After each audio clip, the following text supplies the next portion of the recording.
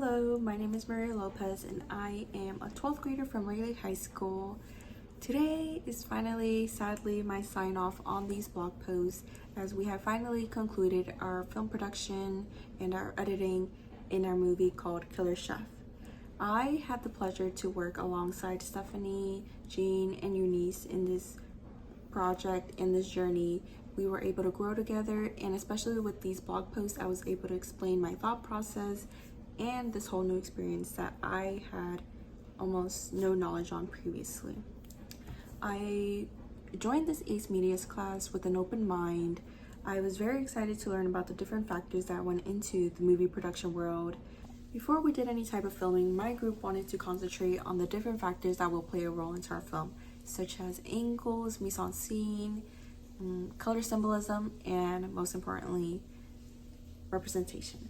Representation of colored people and women was something that we really wanted to touch on in our film, which we luckily did.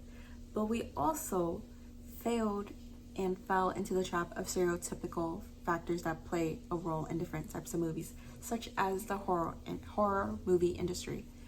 Women and colored people, more specifically African American, are more likely to die first in a movie than a white person.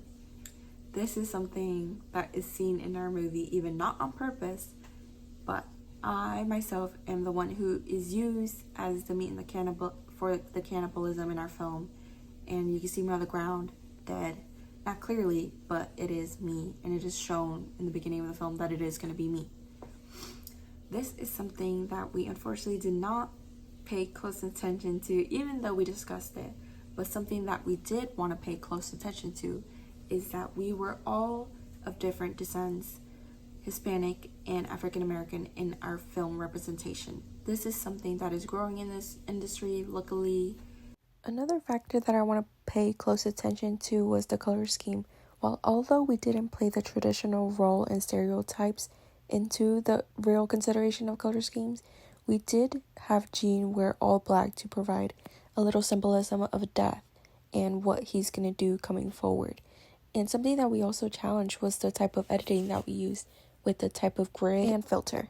Although I am very proud of our film, the question does rise, what if our film was actually made to be put out to the real world? How would we be able to connect with audiences, and how would we be able to promote it?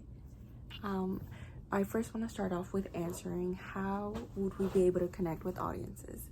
Not only is ourselves, the actors, younger and more relatable to this generation if we were ever able to do interviews and answering these questions, but even without them, they would be able to see us acting and would honestly be more intrigued.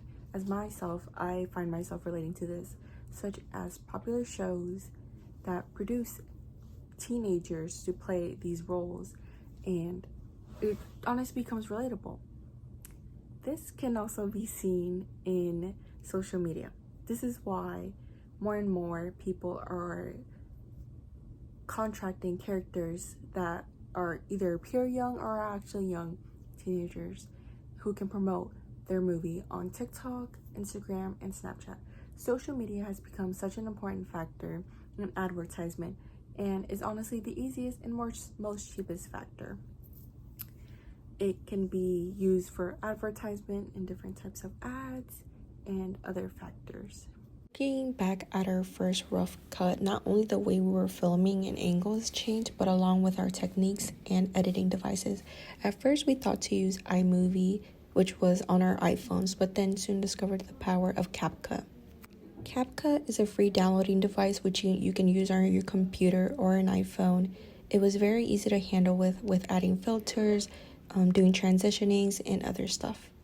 Here I am screen recording from my own iPhone, showing how I can play around with the text and other filters and gadgets that CapCut provides itself. At first, I found iMovie more simpler, but it did not have enough resources that I wanted to use, such as adding stickers, adding text to the box. CapCut was super simple, and we just honestly needed to do more research on it, which I did. Here I am, you can see. I did some research beforehand to be able to help Jean, which was our main editor. The CapCut website provided tips and tricks, such as here the way to blur our face if we wanted to, which we obviously did not use but was very resourceful in other AI tools. I could clearly see our techniques improving over time, as here it is, we're just speeding and trying to go by our plot quickly and not really developing our skills. In my eyes, our greatest achievement was our development in transitions, which we use in CapCut very easily. Other softwares that we played around with was Canva, also another free program that we can use. We used it to create our logo, to differentiate ourselves from other groups. At first, as I wrote in my blog, we thought about YOLO production. This is an initial video of us trying to decide and see how it fits. There's free templates to use and free styles of fonts and templates. Obviously, we ended up with SoFlo production.